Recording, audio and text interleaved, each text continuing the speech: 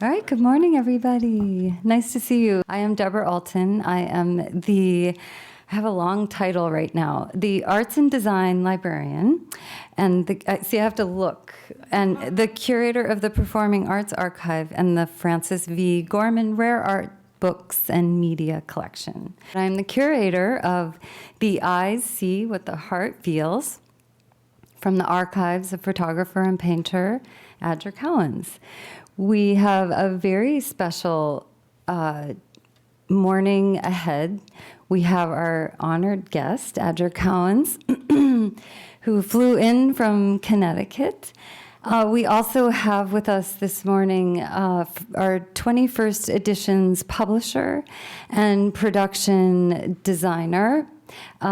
Stephen Albahari is from 21st Editions, and Pam Clark, his production designer from 21st Editions as well.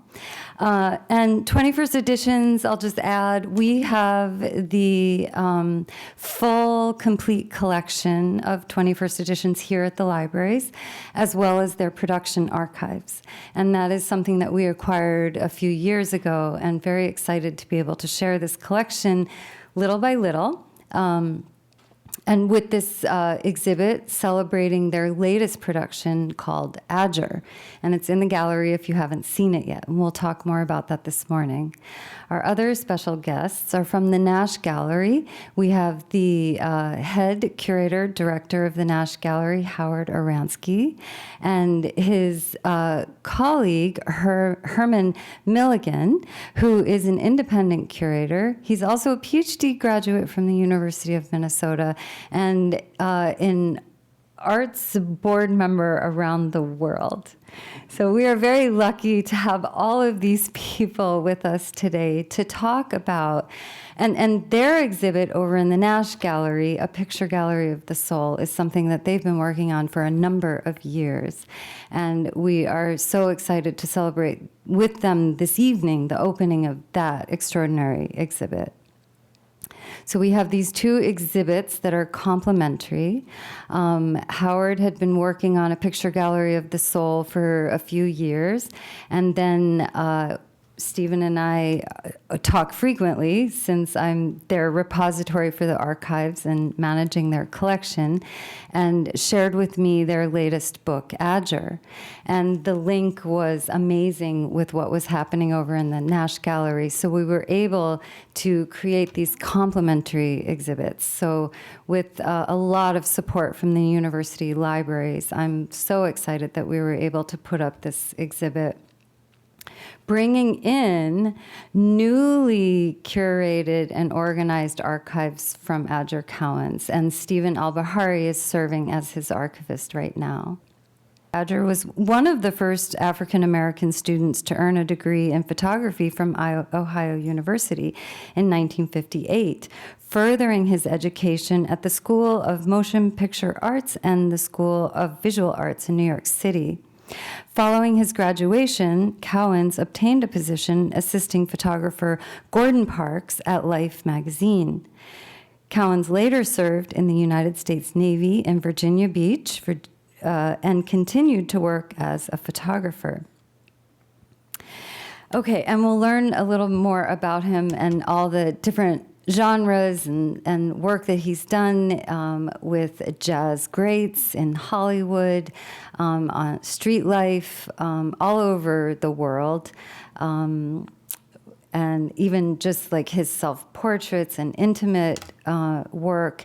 And then we have his paintings that we're looking at and all the correspondence. So there's so much richness in displaying his archives.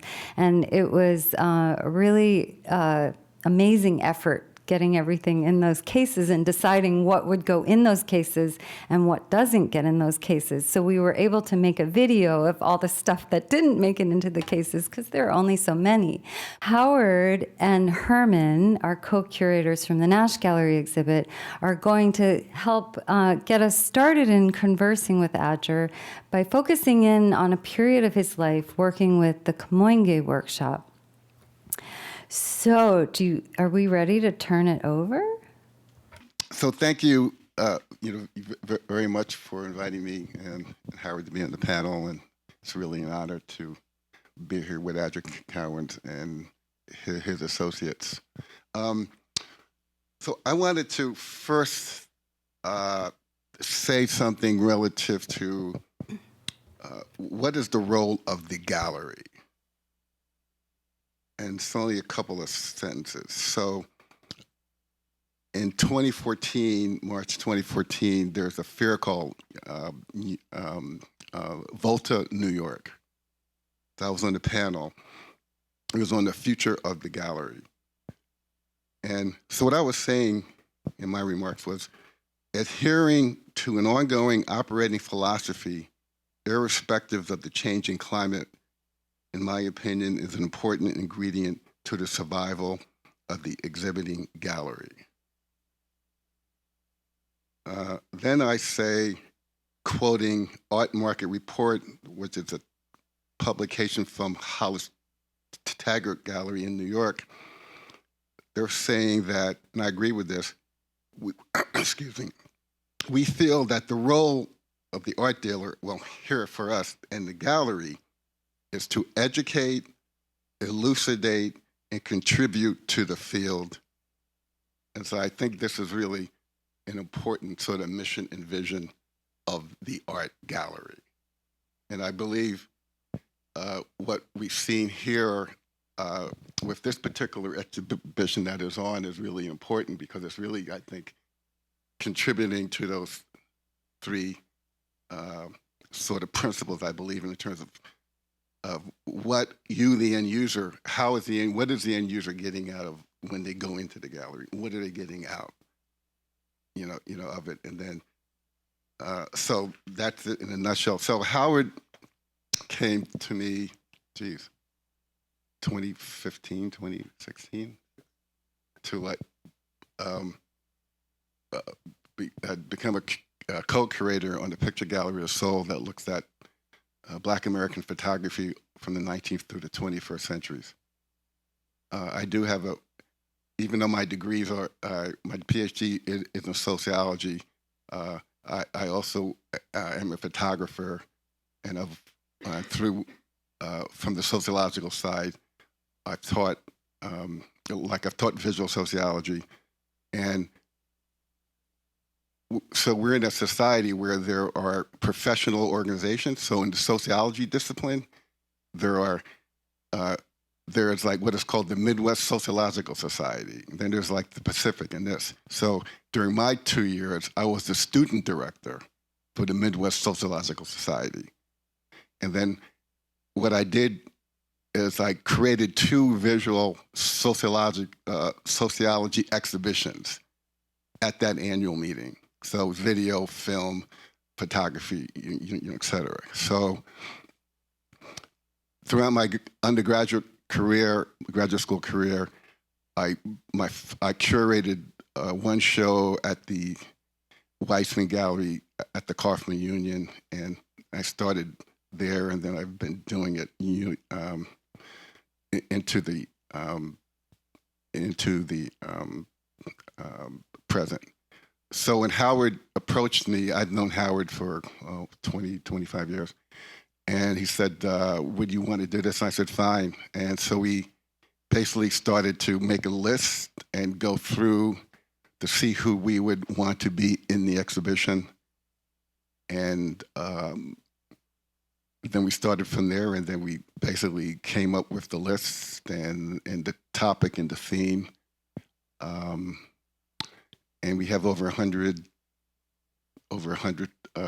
photographers who are representing various in the way they produce the image. It's a very wide range of their techniques and their collaboration and their study and their work.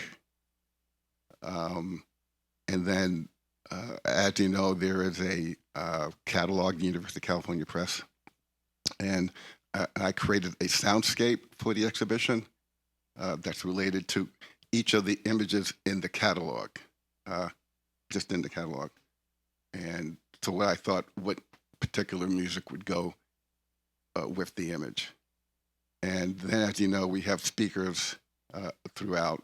And but I'm very proud of this exhibition and my work with Howard.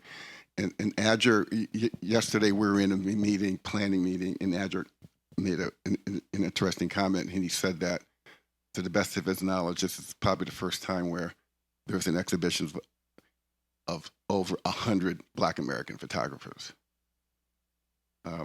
So I'll leave it at that, and I guess pass the mic over to Howard. Is that correct?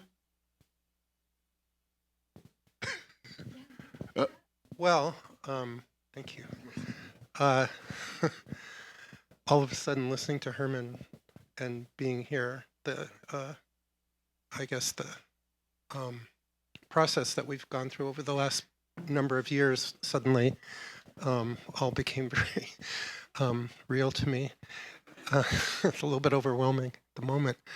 And of course, all I can say is echoing Herman, that for me as the gallery director, to have artworks by Adger Cowans in our gallery is an honor, and it's a privilege. And to even sit at this same place here with this artist is beyond anything I would have imagined for myself. So I thank you for that. And what we have up on the screen now are going to be some photographs and artworks that are included in our exhibition. And all of these artists, Adger knows them all, knew them all. And as Deborah said, we've kind of cherry-picked from a group of artists who were part of a Kamangi workshop, friends and associates of Adger's, as well as his great mentor, Gordon Parks. So I'll just leave it at that, and Adger will speak briefly about each of our examples. Good morning. How's everybody this morning? Didn't drink too much last night? Eat those cookies? I couldn't stay away from those macaroon cookies. That was, good God. When I was in school at Ohio University, well, first of all, when I told my mother and father I wanted to study photography, my father said, photography is a hobby. I don't know what you're talking about. He said, you better get a job and, make some money. This is ridiculous. But anyway, I asked my teacher if he knew of any African-American photographer, or Negro photographer those days. This is the 50s. And he said, I think there's a guy at Life magazine named Gordon Parks. So that year, I think it was 55, they did a book on Life magazine photographers, and Gordon was there. And so I wrote him a letter and told him I was in school. And he said, well, look him up, when I got out of school. But that was my junior year, and I met Gordon. And so he liked my work, and he said, well, when you get out of school, call me. So I went back, and when I got out of school, and he said, where are you? I said, I'm living at the Y. He said, get out of there. I said, he said, just get out of there. He said, come up here. And so I went up to his house with my little bag and everything. And he said, what are you going to do? I said, he said, you have a job? I said, no, I'm just hanging out. So he said, well, I think that you can work with me at Life magazine. You can live here with me and my family. So it was like serendipitous. That's just the way it happened. It was great. So I lived with Gordon and worked with him at Life magazine. And I knew some of his works, like this famous work was published in the magazine about Life photographers. And he talked about how he saw this woman as really like a Gothic play on the whatever that, I forget the name of that painting, called Gothic, whereas American Gothic. So, and that was one of his famous pictures, which I really liked. Next. Ali. Gordon talked about Ali, about the energy of Ali, how he felt, how powerful he was, and how very humble he was, that he really was very open to people, and that, but he was also very outspoken. So he talked about Ali and shooting Ali and what he felt about Ali. And of course, we all knew that Ali was really a great, great boxer. Next. Malcolm X. I shot Malcolm X in Harlem. And it was so exciting at that time because not everybody really loved Malcolm X. A lot of people looked at Malcolm X as like, you're going to make trouble for us with the white people by making all this noise and, you know, screaming and carrying on. But in truth, Malcolm was a person who loved his race. He loved the whole human race, but he really loved black people, and he felt that we had been underserved, and he felt that we had been undereducated and under everything. And that was his push to really make, you know, black people, African American people, a word I don't like, come to the forefront historically, because that was the truth. You know, life started in Africa. Everything started there.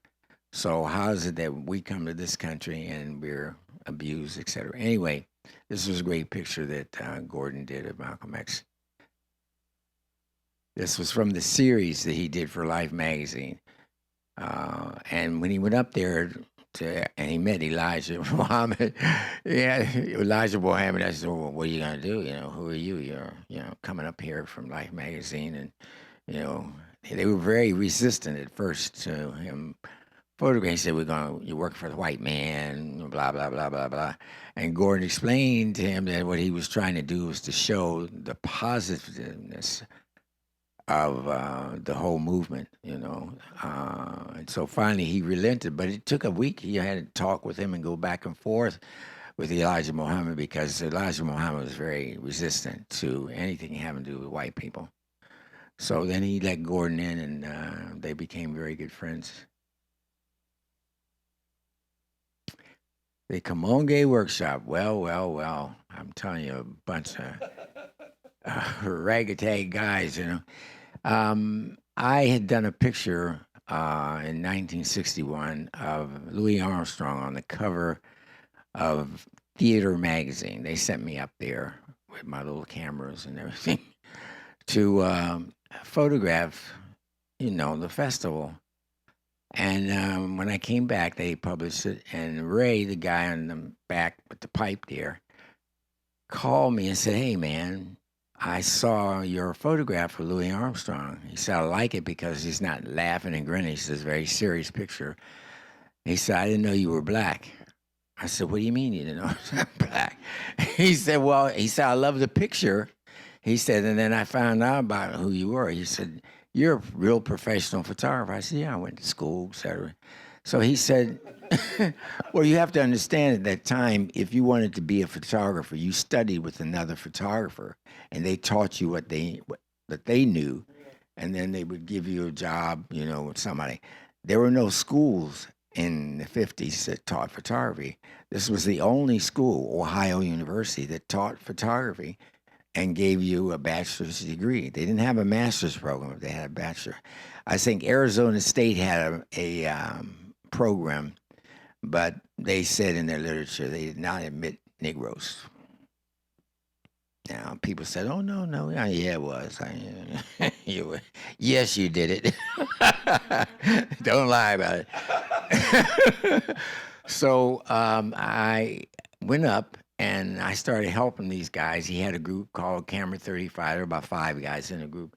And we started talking, and I, you know, showed them, you know, what I knew, because what I had learned was really actually the latest state and information of photography. Because Clarence H. White Jr., my teacher, his father, Clarence H. White Sr., was one of the photographers that Stieglitz showed in his gallery. And Stieglitz is considered the father of American photography. So that was my education. So I tried to impart what I knew to these guys, and as time went on, they all became very good photographers. But in the beginning, it was very, very difficult because I was trying to show them what light meters were. And he said, "What's that?" I said, "A new kind of camera?" "No, it's a light meter." You know, they hadn't been to school. None of these guys went to school.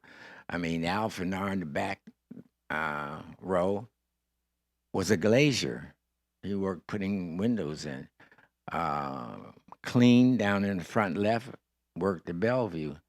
One of the other guys there, Sean, he was out on the street. Louis had studied with Eugene Smith, so he had some knowledge.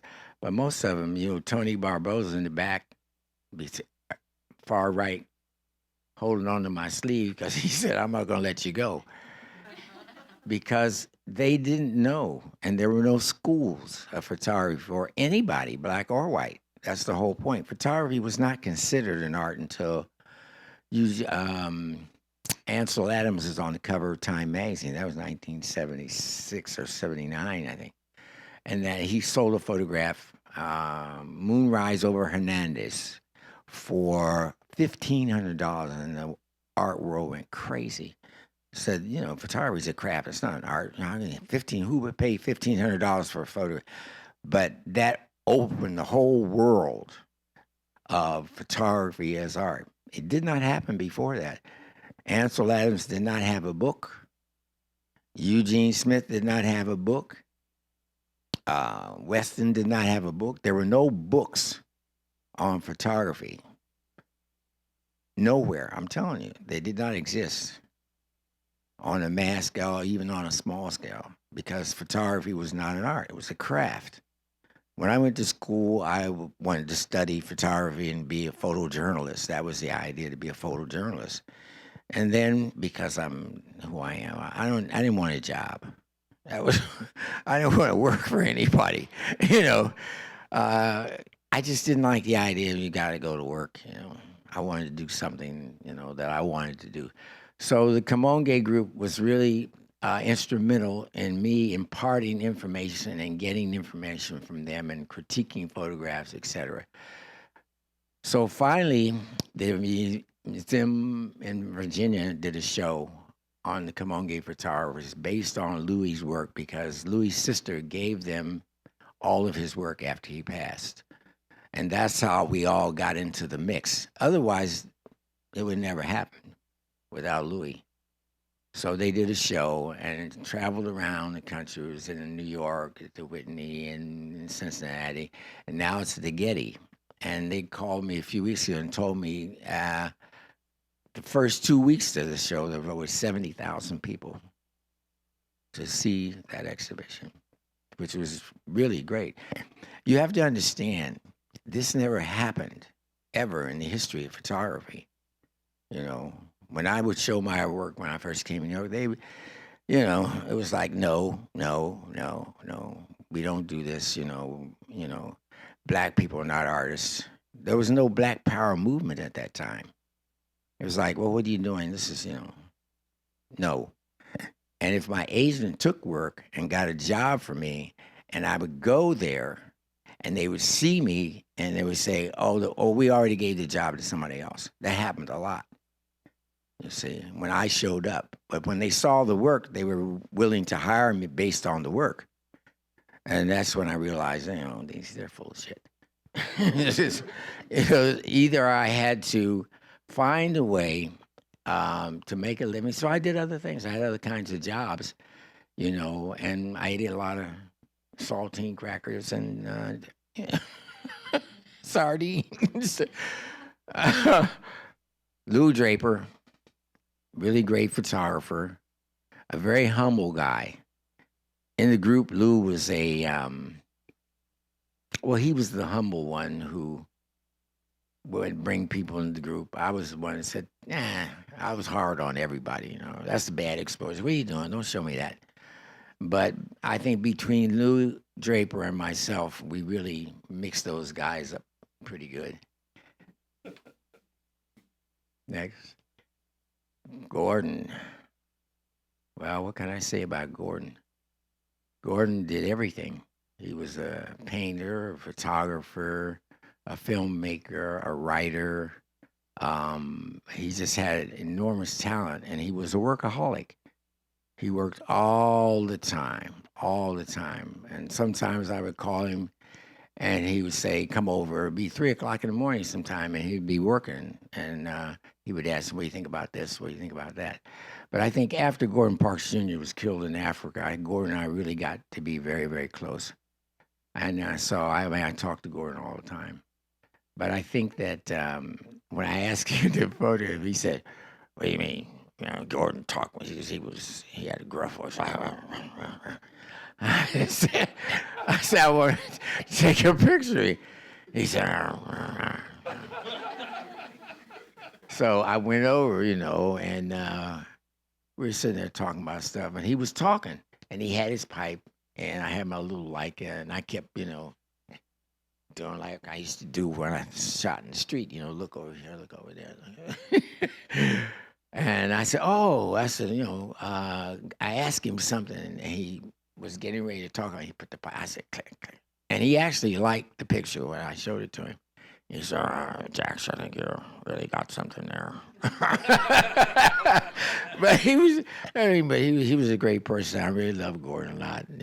He was like my creative father. So, and he was very much so like my real father because he was a workaholic, and my father was definitely a workaholic. Next slide. Oh, 3 shadows. I was waiting. I was at a lady friend of mine's house in the Bronx, and I saw these young ladies coming down the street, and I was been shooting. I shot a lot out of the window, and I saw them coming, and I said, "Whoa, that's a great thing." First shot, I shot just the shadows. They were further back, and then as they got closer, I realized that, I shoot a lot of shadows because I think all human beings have a shadow, and the shadow is indicative of what you don't see because it's in the dark. And I shoot a lot of shadows. And then I waited. That's when you are excited about, you're going to get it if you just take your time. You have to take your time when you're taking pictures. You have to feel it. You see, the eyes only see, it's the heart that feels. And you hook those up together. So I waited till they got right there, and I thought that was the perfect shot. And the guy turned and walked out. I said, "That's great." So it filled out the edge and everything. Well, those were days. In those days, I was very depressed. I was depressed about a lot of things, life, people. I was getting divorced. Just a lot of things were bothering me about being a human being in a human world. I didn't want to be a human being. I wanted to be something else. I wanted to be rain or flowers or anything else other than a human being, because human beings to me were so fickle. Everybody lies to you, but yet and still we're all human. We all bleed blood. We all hurt. We all live. We all love. We all die. All of that. So I saw that piece of broken glass that I actually broke because I stepped on it, and I set it outside in my studio. I lived on the roof at 86th Street and Riverside Drive, and I just shot a few pictures, and I thought, well, that's how I feel. I feel broken in pieces. Anthony Barboza, his aunt she introduced Tony to me. He said he wanted to be a photographer, but Tony was a bad boy in school. Really bad boy. Bad grades, bad everything, bad attitude. And so she called me and said, I want you to meet my nephew. He wants to be a photographer. I said, yeah. She said, yeah, he's serious about it, I think, So she brought him over, and I met Tony, and he had a Spartus camera. I said, first of all, you got to get a camera. Man, that's not a camera. A Spartus is like a box camera. What are you talking about? He was going around shooting stuff. I said, you don't know what you're doing. So anyway,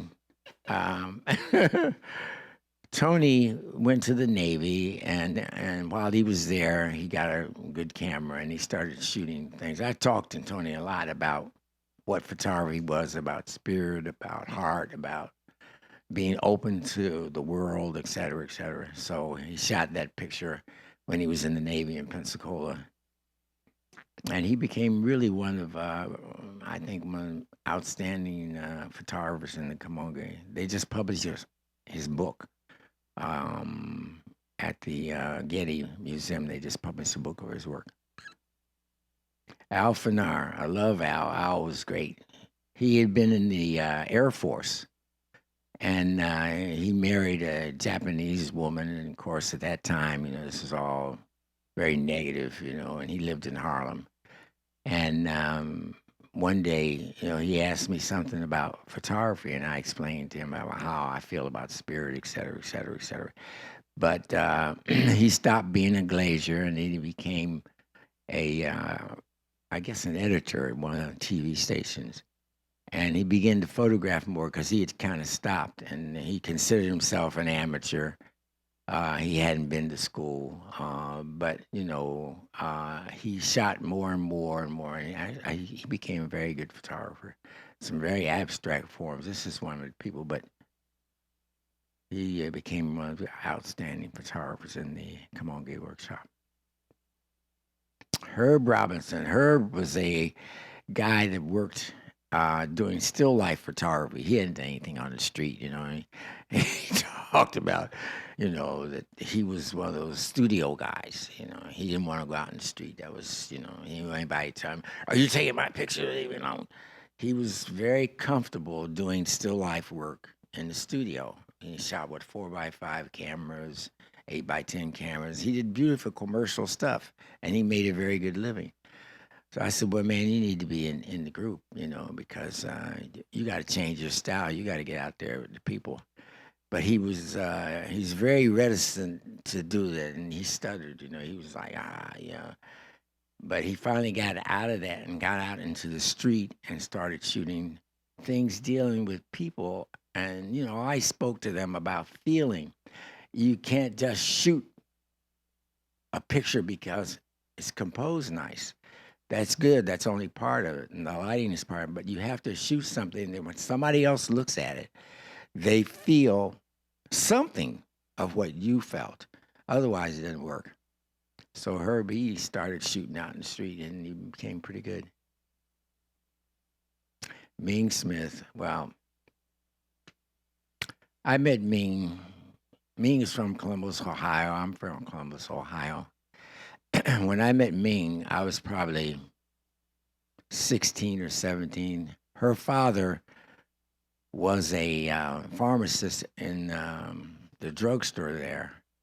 And I worked as making hamburgers and stuff like that. And her father brought her into the store one day, he had the two kids. And she was like maybe 5 or 6 years old. And I didn't realize that later until she told me, my father worked at the drugstore there too. I said, "Oh, wow." I said, "I saw you when you were a little kid, when you were like 4 or 5 years old." I was like 17, 16 working there. But Ming came into the group because she was a girlfriend to Tony Barbosa. He actually shot her for different model jobs. She was a model at first. She's very pretty. So she did a lot of modeling work, and Tony shot her a lot. Then they started living together in his loft. And one day Louis said, "Well, why don't you show me what you're doing?" She was, "Oh, no," because she knew these guys were photographers, and she was a model. She was very afraid to show her work. But Louis said, "I think you should be in a group." He looked at a couple of her photographs. So she became one of the members. And it wasn't about her being the first woman or she's a woman. And it wasn't about that. It was about she was a photographer and she was serious. And we treated her like a photographer, like another guy almost, but just another person. It wasn't about her being a woman. we were on a panel not too long ago, and some woman asked her, well, what was it like for you to be the first woman? And she said, it wasn't about being the first woman. It was about they accepted me as a photographer, as a person. It wasn't about being a woman. So Ming has several books that she's done, and she's a great photographer. Sean Walker. Woo! Sean came into the group,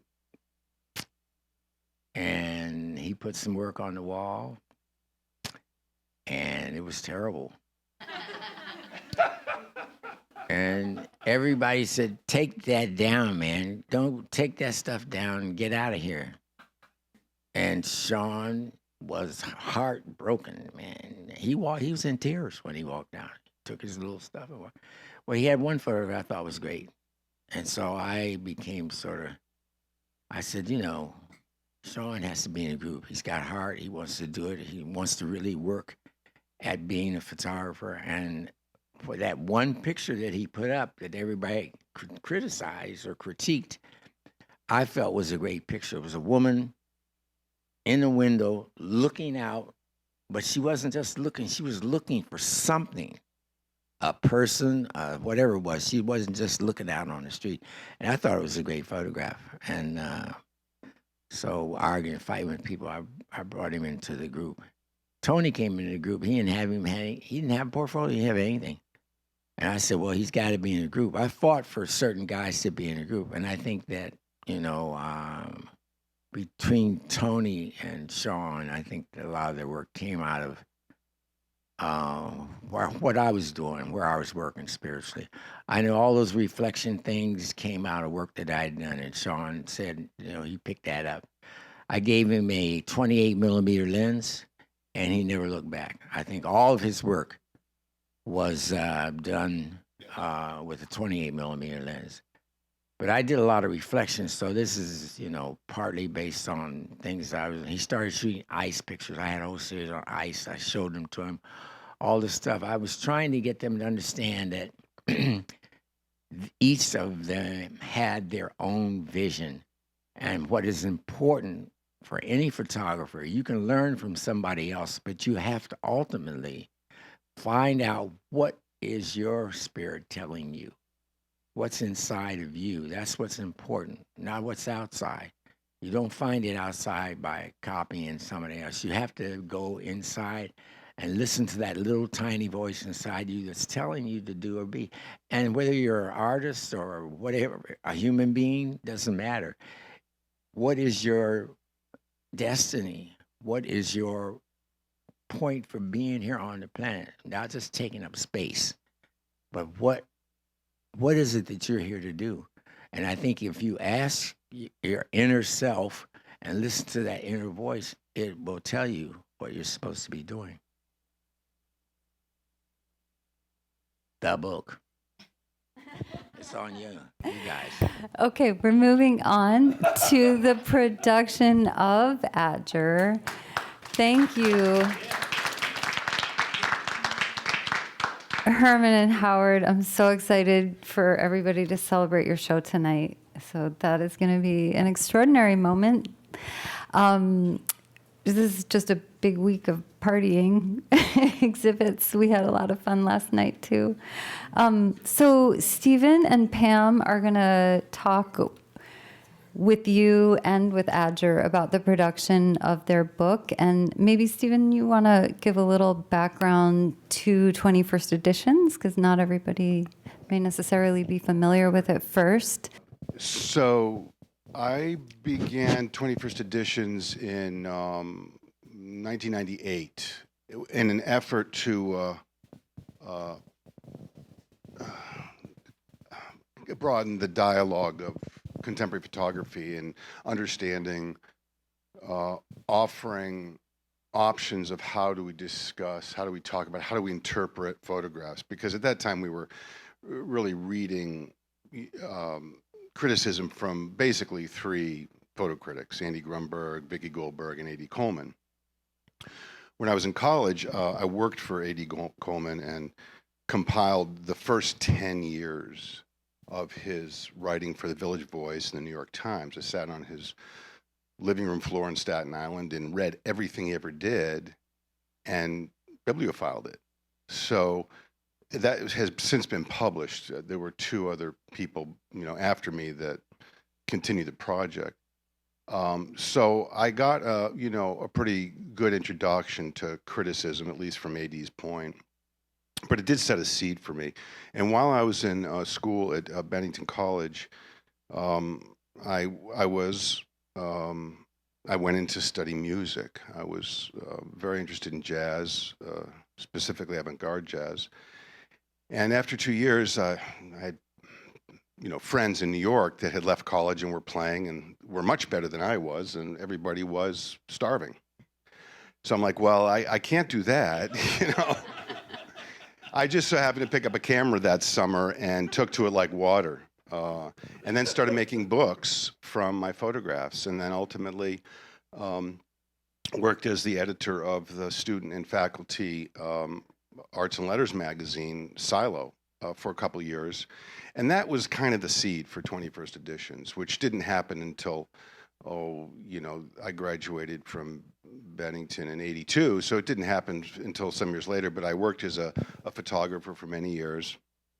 And then I moved to Cape Cod, and I had gallery representation for my own work by a guy named John Stevenson, who was in Santa Fe and then moved to New York. And I had bitten his ear off for years about starting a publication. And he was so very kind because he always would hear me out. And he would never say, no, you couldn't do it, which is what my parents would always say. They never told me what I couldn't do. They always told me what I could do. And that was anything that I put my mind to. So having visited APAD, getting to know some of the dealers there, I decided I was going to launch this publication, which was called the Journal of Contemporary Photography. So John Stevenson, my great advisor, put me together with John Wood.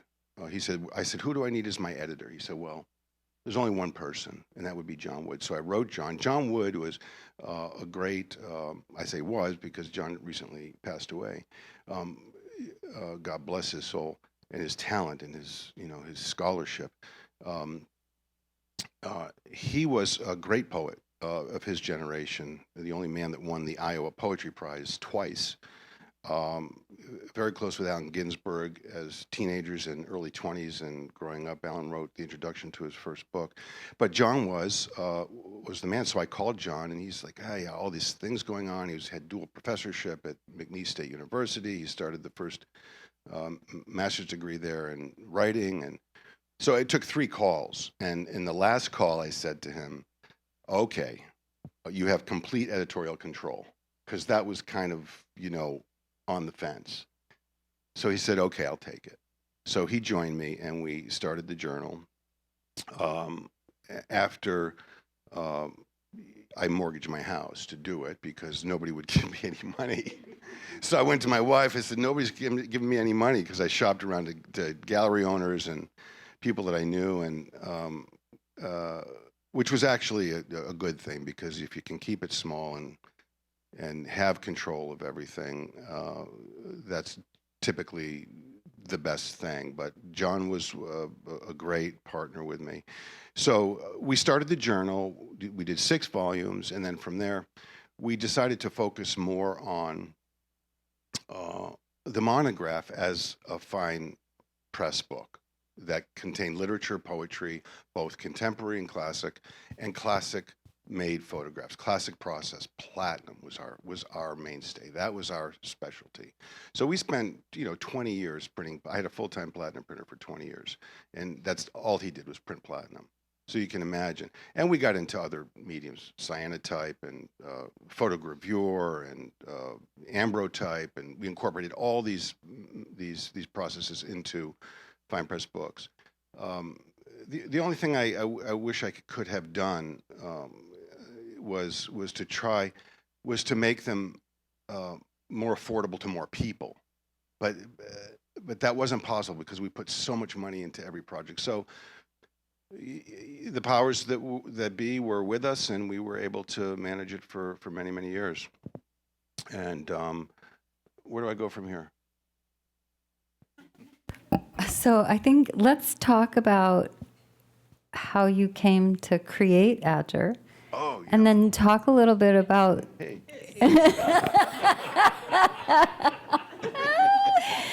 and talk about the whole production. All right, Adger. All right. Oh, yeah. Hey, man, what's going on? When'd you get here? Jeez. All right. In 2018, we finished, decided to stop doing these grand productions, which was good timing, and we pretty much let go of our production staff because Pam and I decided we were just going to kind of go on the fly and see where it went. We never really had any plans for what was going to come 2 years down the road, except for the projects that we were working on at the time.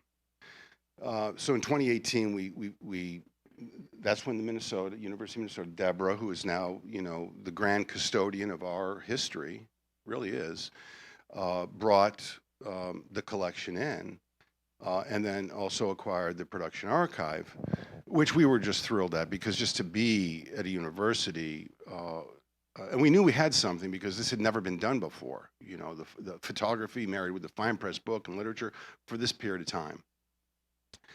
So we're thrilled to be here. So that's when we finished it. We wrapped it up, and I was just keeping my heart and my ears and my eyes open, and like my whole life has gone, something appears in front of me. One of my collectors ended up hiring me as a consultant, Pam and I both, and so the team now is us. Instead of, we used to have 12, 15 people working with us all the time, our production staff and various people with various jobs. And we worked for Wesley for a year. And then, I think just prior to that finishing up, Nadir Hussain, which is, who is Adger's agent, lovely, smart, sharp woman, wrote me an email. And I was just sitting downstairs going through my emails on my phone, and I'm like, I look at this, I'm like, oh, Adger Cowans.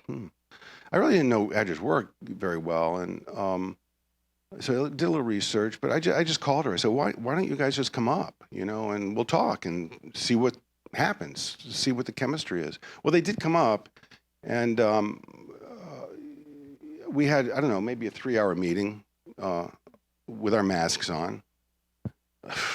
And yeah, it was like really wild. And Adger and Nadir left, and I turned to Pam, and she turned to me, and we both kind of said simultaneously, great energy. That was great energy. And find out, interestingly enough, after they left, Nadira said to me on a previous phone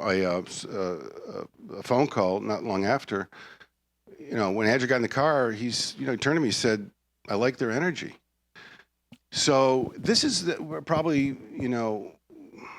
the only project that I didn't know Adger's worked that well, but I just had an instinct. I had a gut feeling.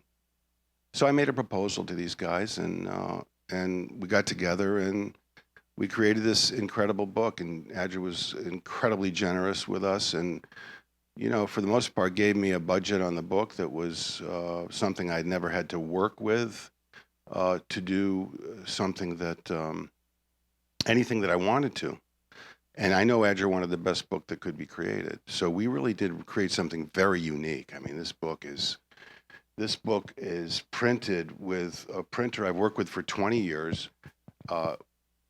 We fully inked the pages, varnished the pages, printed the image, varnished the image, printed the border, varnished the border, and then on top of that, this brilliant woman, Susan Salinetti,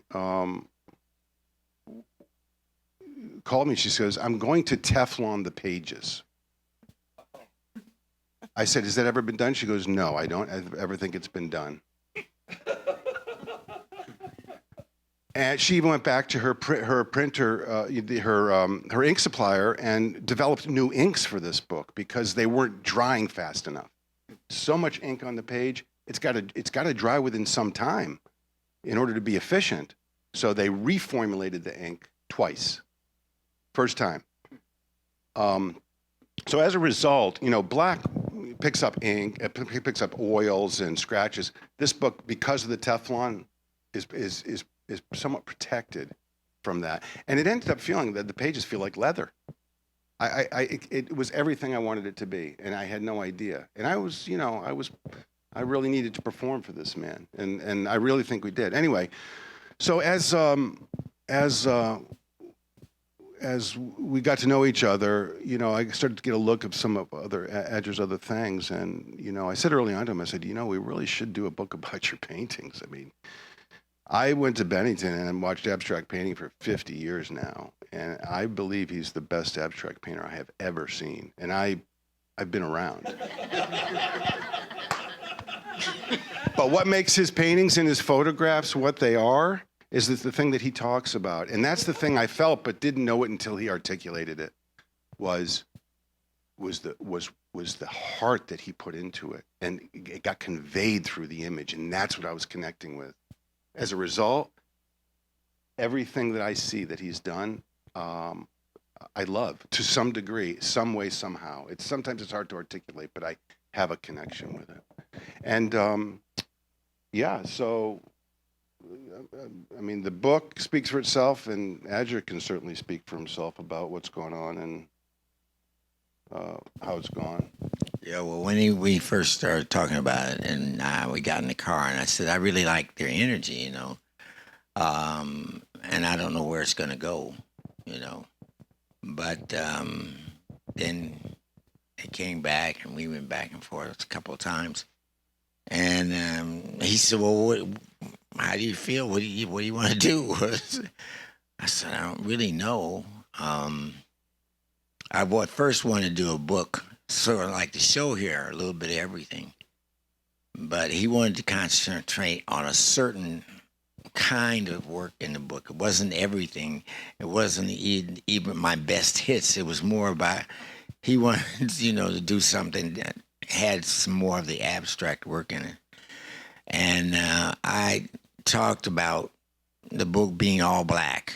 I wanted an all black book, and I didn't want any words under any of the photographs. I didn't want any biographical writing or anything. I just wanted the photograph on a black page and let people deal with that.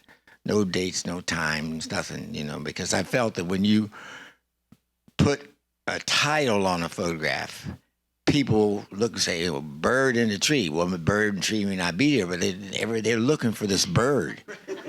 They say, I don't see the bird. What is it? Then it becomes something else. Well, what is he saying? Then it's something philosophical. But I didn't want anything but the photograph in blackness, not on a white page, because white pages, you get big after images. I wanted to go from the image to black. Just like when you go to sleep, you close your eyes, it's black. I wanted you to look at the photograph and turn the page, the next page is black. And the next page, you see a photo, and the next page is black. The erasure poetry, he tricked me, he really tricked me. He came down and at first I thought, this is weird. He would be real quiet, and I saw him taking stuff. Well, I thought he was answering his phone, and he set it on the table. He was recording everything we talked about. He was recording, and I was saying, well, fuck that and fuck this. I don't give a shit about it. So he's recording all this, and he tells me, I've got all the recording. We're going to put it in the book. I said, man, no, don't kill me. Because I was talking about some pretty big people. I don't give a shit about him.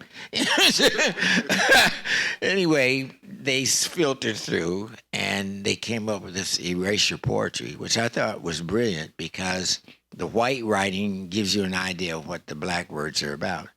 And the book deals with, again, for me, light. It's not a book that you can look at and see the black writing right away. You have to tilt it toward the light in order to read the black writing. So that gives you another concept of dealing with light, which deals with photography. Also deals with discovery.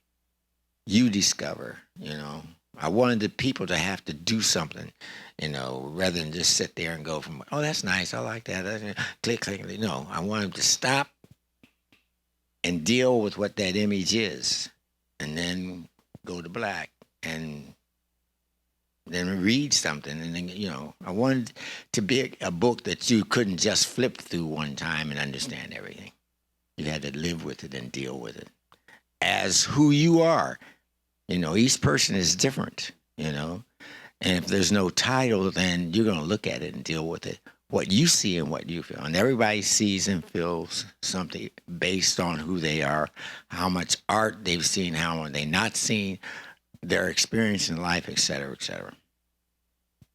Yeah, you actually directed me without even knowing it, in terms of who you are. And what we really wanted to do was surprise everybody individually in different ways. So I agreed with Adger from the beginning. I don't like titles because then you're directing the interpretation of the photograph, right? I mean, Malcolm X, obviously, that's a given. That's not a problem. But so we leave the interpretation open to the viewer, isolating it with the black. What I thought was a great thing, and then the narrative, which is my interviews with Adger, and I did tell you I was recording you to begin with, and then I just kept going every time I saw you. No, in the beginning. No, you didn't. You recorded me, and then when you called me and said, I recorded you. Is that all right? What do you mean? Is that all right? I can't have no control now. But it was okay. So what I did was he said trust him, and I trusted him. Yes, I did. Totally. Yeah, we do. We have an incredible level of trust, which is what this whole thing is based on. Yeah. Trust is in this process, trust was very important. I mean, Pam, talk about the cover, what you fought for. Hi, everybody. So I wear, Steve says 21st editions is him and I wear a lot of hats, and production, management, design is one of them. Which I just kind of work as the liaison between the binders, paper makers, the letterpress people. And Steve says, this is what I want. And then I got to go to them and say, this is what he wants. And they say, no, we can't do that. And I'm like, okay, well, I'm not going back and telling them that. So we got to figure this out. So I knew after meeting Adger, one of the very first things that I do is always, when we decide on an artist, I'll research and research and research them. And the thing that I saw the most, and after listening to him, was two things: water and shadows. Those were two things that were really important to him, how he talked about it, how he felt about it.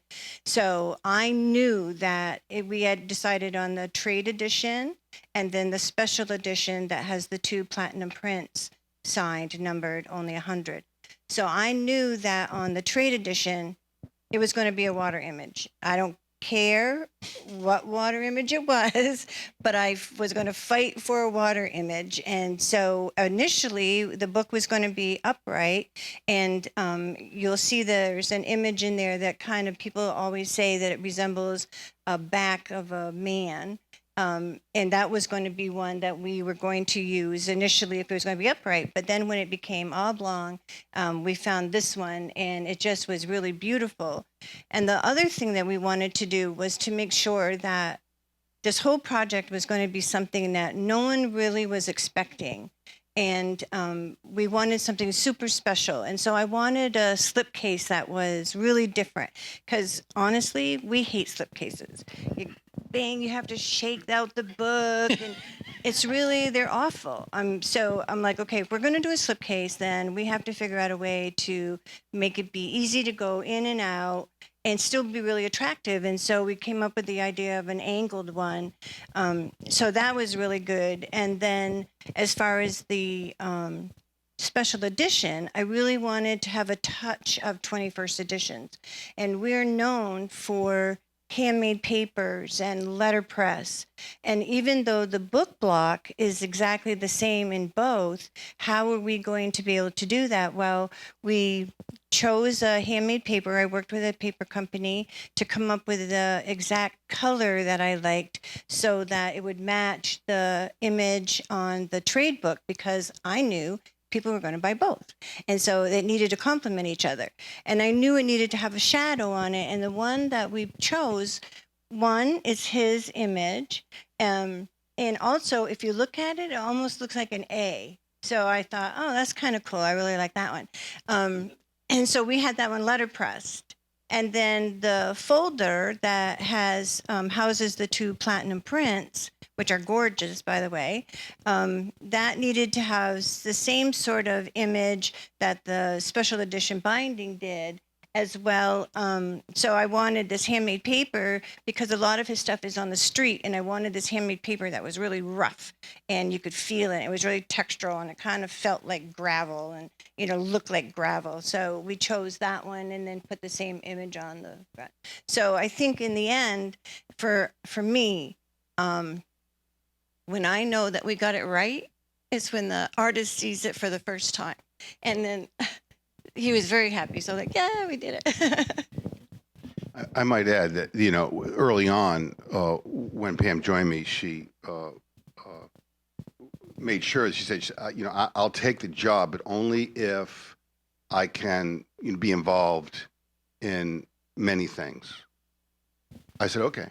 So gradually she started to work with the production people, as I was, go to Western Mass, which is where we produced. We'd be in the mill all day. We'd work with 2 or 3 different bookbinder designers. It was exhausting, but it was so invigorating too, because you'd have to switch on a dime and from one project to another, and everything was conceptually different. And as time went along, yes, to begin with, I said, this is what I want. Please try to articulate this to them and come back to me. But as time grew on, the other end of the spectrum is where we ended up with, you know, Pam's involvement with Azure. At the beginning, I said, okay, I've got the inside. You've got the outside. So I really didn't tell her what I wanted. This was really her doing. It was her vision. And Pam does a lot of research. So she researched everything she could about Adger. She really got to know him in a different way. So, you know, kudos to you, not just for this, but for a lot of past publications that you really channeled through and used your vision for. And, you know, kudos to me for being able to just let people go with things, because it's not easy to delegate sometimes. And that's the one thing that I've become successful for. So, Can you, yeah. thank you. This is so enlightening and so much fun to hear you two talk about the book. I think it would be fun to also hear about how you kind of started to work with the archive. And as you were meeting with Adger in his studio, and how much did the archive inform the contents of the book and the decision making? And yeah, go. Well, I can say it was a nuance. You know, I had to. It wasn't anything I anticipated or even had in mind. But as I kept going to Adger's and he kept pulling this stuff out, I realized, oh my God, this stuff is so important and nobody's ever seen it. I mean, to be with somebody of Adger's generation who has a memory like a steel trap. You don't have a wrinkle on your face. You're completely articulate and alive. I mean, this is really special. So I'm like, you know, this collection of work has got to be organized, and it has to, you know, find its way into history. So it really is out of a passion for Adger as a person who I love dearly and respect, and equally so his work. And there's no difference, because what's in his work is who he is. And he's taught me how to connect with photography in a way I've always had the potential, but haven't really done it until I engaged with him in his work. And that's what I'm realizing. You know, it's really quite enlightening. I mean, maybe you can talk about us, and this is all very new, frankly, of me becoming his archivist and starting to organize his work. But I think, you know, at the foundational level, it's really about, I think, Adger trusting me and trusting my instincts and my intentions. I don't know. I can't speak for you, but that's just my my gut. Well, he walked in the studio the first time and he said, "My God, man, where's Jesus Christ?"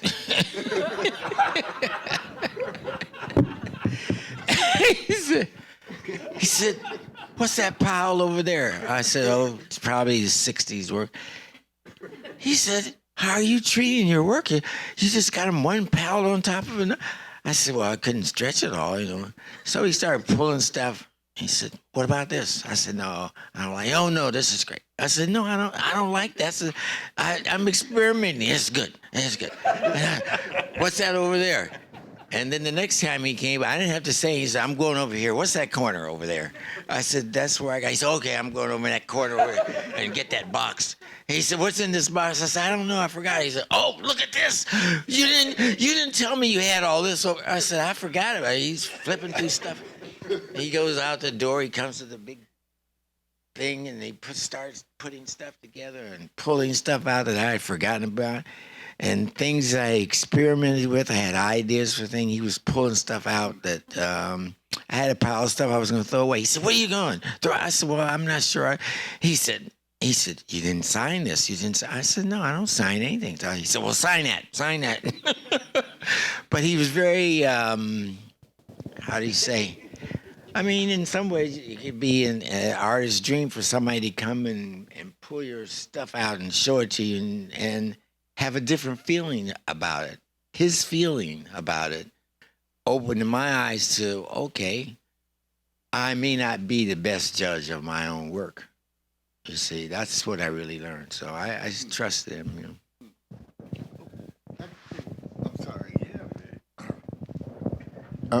This was really revealing because, you know, I don't know how many of you actually seen the show in there, but some of those boxes are organized just the way you just described. You know, like the stacking of the, right? The like stacking of the negatives and things are, I mean, that's all I wanted to say. Yeah, and the exhibition is poignant for many reasons. One is because it's just a fraction of what Adger has, and Adger has pretty much saved everything. He's been out there in the world as a photographer and marketed as such, but not so much as a painter. And what's unique is that his entire life's work, for the most part, is still all contained in one place, and it's together. So to have the opportunity to present eventually a collection that reflects on many different levels, but very thoroughly a man's life's work. I mean, I'm not just talking paintings and photographs. I'm talking ephemera and letters, and it's remarkable. So in a way, it's, you know, it's a blessing that you haven't been out there as the great painter you are, but you will be soon. I never could deal with rejection. I don't deal with rejection very well. You know, it's like, So, and then I learned from Gordon to take negative energy and turn it into positive power. That really saved a lot of feelings that I had when I wanted, because I have a very short fuse. And when I was younger, I'd be punching people out all the time because I was very angry about a lot of stuff. And as I grew and realized that each human being has something to contribute, I realized that I had to control this anger in some way. So a lot of it went into the work. You know, somebody called me a nigger, I would kill them. I'd shoot them, I'd kick their ass, you know. But then I realized that that's wasted energy. It didn't go anywhere. It didn't help anybody. It just allowed me to vent something and maybe hurt that other person. And, you know, I learned from Gordon, because Gordon went through shit that I don't think I could go through in terms of rejection, in terms of being put down and criticized for being black, you know, all of that racism, you know, just terrible. And he turned all of that into his work. That was his power. And I learned from that, you know, anger only lives with the person that has it. You see? It only hurts the person who's angry. It doesn't hurt you.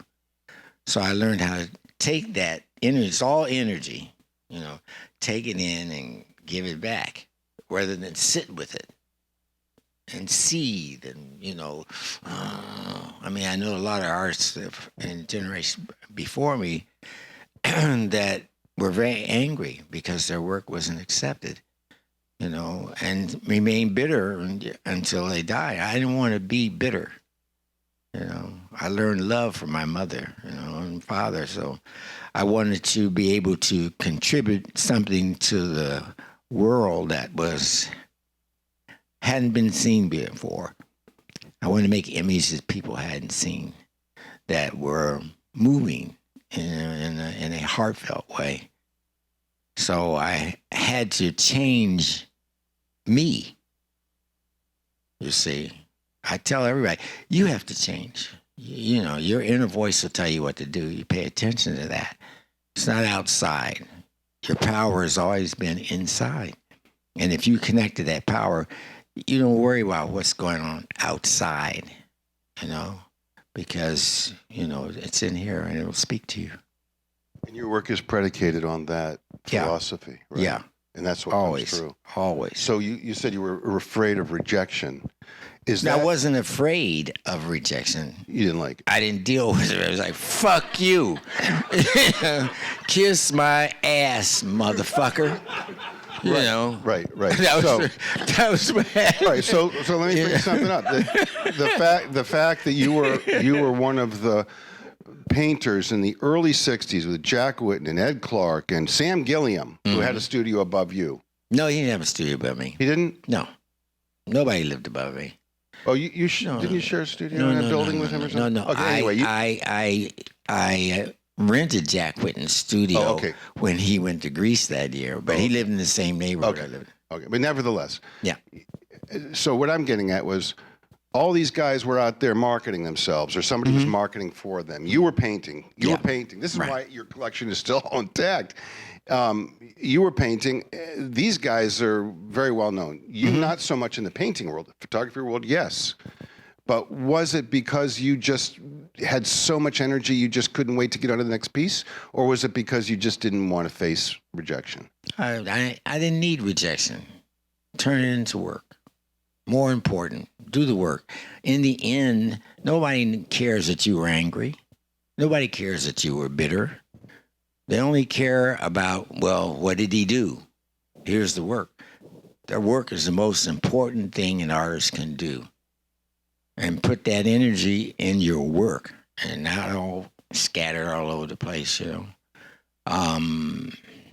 I don't know. I came at a time when drugs was very big. What's that? Oh, that's it. I went through all that stuff, Panama Red was the best stuff you could smoke, It was all of that. And a lot of it killed a lot of the guys in my time. But at some point, you have to realize that what you're doing with your energy is important. You can die as a great hero and a drug addict, and people will remember you for that. I mean, Charlie Parker was one of the greatest saxophone players in all time. But when you talk about him, people talk about drugs. It wasn't the drugs. It wasn't the drugs. It was the music that he created. You see, and that's the most important thing. Miles Davis may not have been the nicest person in the world, but his music is the most beautiful. You see, you can be a rascal, but it's the music that you leave behind, the whatever, the images. That's what the people are going to see, because they're not going to know you in the physical sense. It's the work that they're going to look at. And that's the most important thing. So I didn't want to be out there trying to sell my work to this one and that one and being rejected. A waste of time. You know you're going to be rejected. You know that. And you're going to walk in the gallery and you're going to say, can you photograph white people? They used to tell me that. I see, I'm a photographer. Can you photograph white people? Yeah. you know, okay. It was always something to, knock you off center, to get you somewhere else rather than dealing with you directly with what you do, you see. So all that, at some point in my life, I knew all this when I was young, but it took me to 50 to make it part of my life. Yeah, it's something that you say often is you just don't allow, you turn away from negative energy. You just don't allow it into your space, and that's been a great lesson, for me recently. I've stopped on a dime to translate that for myself and say, oh. I mean, I used to do it physically when negative stuff would happen. Say, and I did. I would say, out, get out. Again, I don't want to, Well, why wouldn't you? You talk to the water. Yeah, talk to the water, yeah. Well, it's real. I mean, energy is real. I was saying earlier, when you were a kid and you wanted a bicycle or a car or whatever, what did you do? You thought about it every day, right? You said, Mama, I want a bike. Get out of here, boy. I want a bike. You carried on. Well, what you were actually doing was making a physical space. You were making your dreams into a reality. You see? And that's what it's about. If you concentrate on whatever it is, it's not what you say, it's what you're thinking.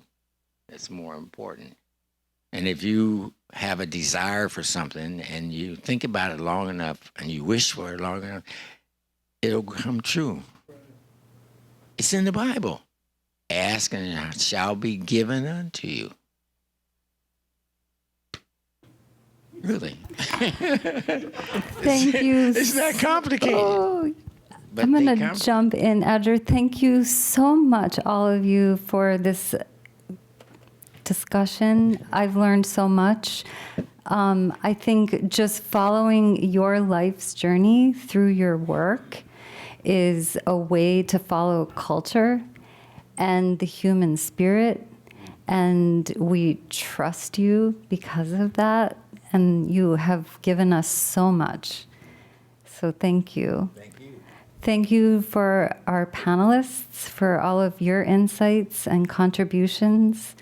And we have a few minutes for questions. Do we want to open it up for questions? Yeah, George, go ahead. I was looking through your pictures of the jazz greats. I could only identify maybe a third to a half of them, but I was looking for Betty Carter. She's there. She's there? And I figured she must be younger than the image that I'm used to. My question is, because of her style of performing, was it hard to catch, again, like a heartfelt image of her, an emotional image? Because She was easy. she was easy. She's in the work. She's in it. She's on. I just had to,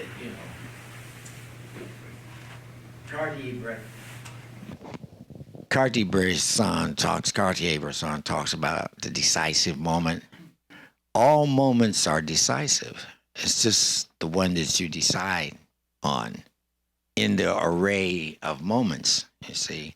And Betty Carter had a lot of moments. She was easy to photograph because she was so animated, you see, and very expressive. Anything she did was just terrific. You just had to catch it. It's like Coltrane is playing. All this movement. How are you going to express Coltrane's movement? There's so much. And the music is so much. How do you capture that particular moment that's going to have meaning, you see? So that's the concentration. Betty was like incredible. I shot her several times. The first time I saw her, I thought, Jesus, she got a big mouth.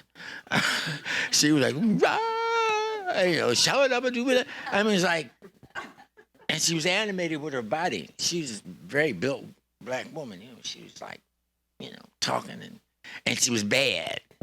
She wasn't like, my name is Betty Carter. I'm so happy to be here. this afternoon, and I hope you like what I'm. She was like, yo, what's up?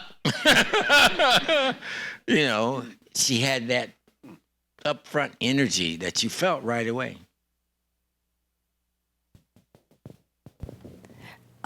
Pearl? Hi. Hi. I'm curious. Did your parents have any particular piece of art that you did that they really liked? My mother, when she was in the hospital, she asked me to bring a piece of work, you know, to hang in her house and where she was, and I did. And she loved the piece. It was an oval cone piece, and then people would come in and she'd say, "That's my son's painting."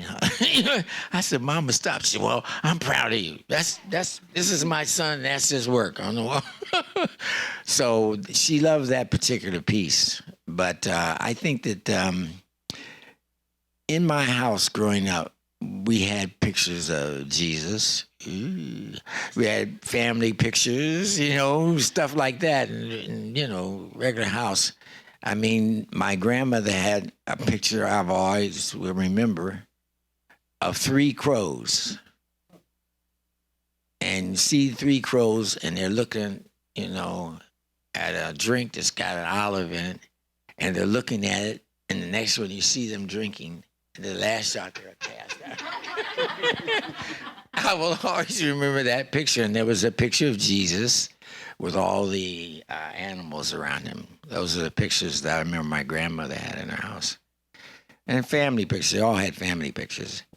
But I think that I didn't grow up in a house with a lot of art, but I grew up in a house with a lot of love, you know. Larry? What work are you doing now today? Well, I'm doing some new paintings where I'm transferring things off of glass and off of plastic.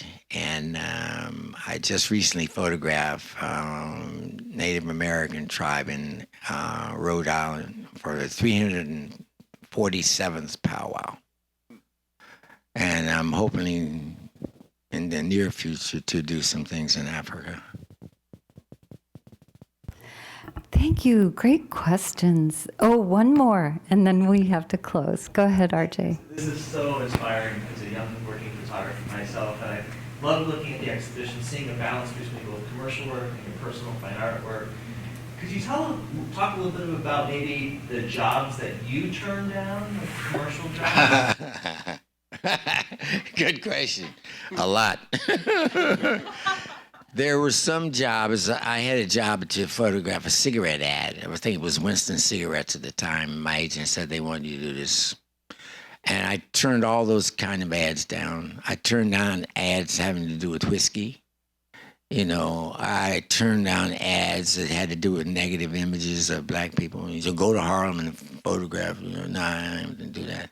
So there were things that I did turn down that I did not want to do. I didn't want to show people beat down in Harlem and all this. Yeah. And I didn't want to do commercial jobs that I felt were negative, you know, like alcohol and all this kind of stuff. I didn't want to do it.